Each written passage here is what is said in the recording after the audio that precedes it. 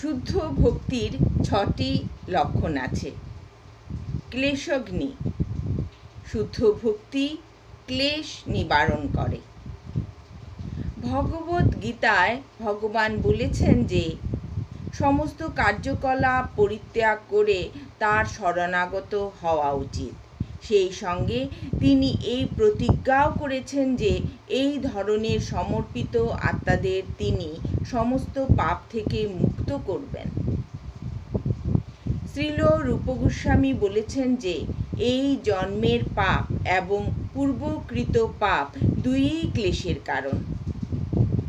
সাধারণত পাপ কর্ম অবিদ্যার ফলে সংঘটিত হয়ে থাকে, কিন্তু অবিদ্যার অজুহাত দেখিয়ে পাপের প্রতিক্রিয়া থেকে রেহাই পাওয়া যায় না। পাপের ফল দুই রকমের, প্রারব্ধ এবং অপ্রারব্ধ।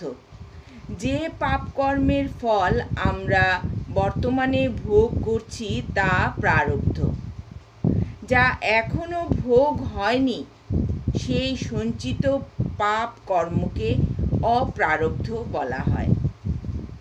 উদাহরণস্বরূপ বলা যায়, যেমন কোনো দুর্বৃত্ত অনেক অপরাধ করা সত্ত্বেও এখনো ধরা পড়েনি, কিন্তু যখনই সে ধরা পড়বে তখনই তাকে কারাগারে দণ্ড দেওয়া হবে। এইভাবে আমাদের অপ্রারব্ধ পাপের ফল আমরা ভবিষ্যতে প্রাপ্ত হব, আর আমাদের প্রারব্ধ পাপ কর্মের ফল আমরা এখন ভোগ করছি। এইভাবে পাপ কর্ম এবং তার পরিণামরূপী ক্লেশ ক্রমান্বয়ে চলতে থাকে। এইভাবে বদ্ধ জীব জন্ম জন্মান্তরে এই সমস্ত পাপের ফলে দুঃখ ভোগ করে থাকে। বর্তমানে পূর্বকৃত পাপের ফল ভোগ করতে করতে সে পরবর্তী জীবনের দুঃখরূপী নতুন বীজ বপন করতে থাকে। ভীষণ রোগ, আইন সংক্রান্ত অভিযোগ, নিজ কুলে জন্ম অথবা বিদ্যা বা রূপের অভাব এই সমস্ত প্রারব্ধ পাপ কর্মের লক্ষণ। পূর্বকৃত পাপের অনেক ফল আমরা বর্তমানে ভোগ করছি, এবং বর্তমানে যে সমস্ত পাপ আমরা করছি তার ক্লেশ আমাদের ভবিষ্যতে ভোগ করতে হবে। কিন্তু আমরা যদি কৃষ্ণ ভাবনায় ভাবিত হই, তাহলে এই সমস্ত পাপ কর্মের ফল অবিলম্বে নিবারিত হতে পারে। তার প্রমাণস্বরূপ শ্রীল রূপ গোস্বামী শ্রীমদ্ ভাগবতের 11 স্কন্ধের 14 অধ্যায়ের 49 শ্লোকটি উদ্ধৃত করেছেন।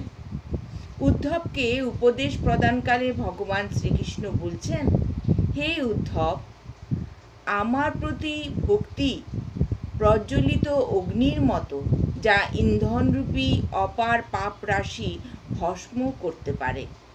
অর্থাৎ প্রচণ্ড অগ্নি যেমন যে কোনো পরিমাণ ইন্ধনকে ভস্মীভূত করতে পারে, তেমনি কৃষ্ণ ভাবনাময় ভগবত ভক্তি পাপ কর্মরূপী সমস্ত ইন্ধনকে ভস্মীভূত করতে পারে।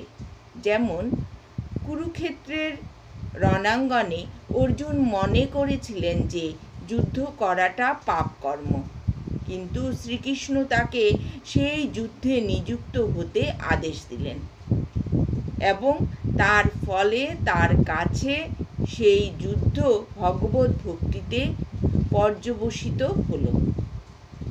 তাই অর্জুনকে কোনো পাপের ফল ভোগ করতে হলো না।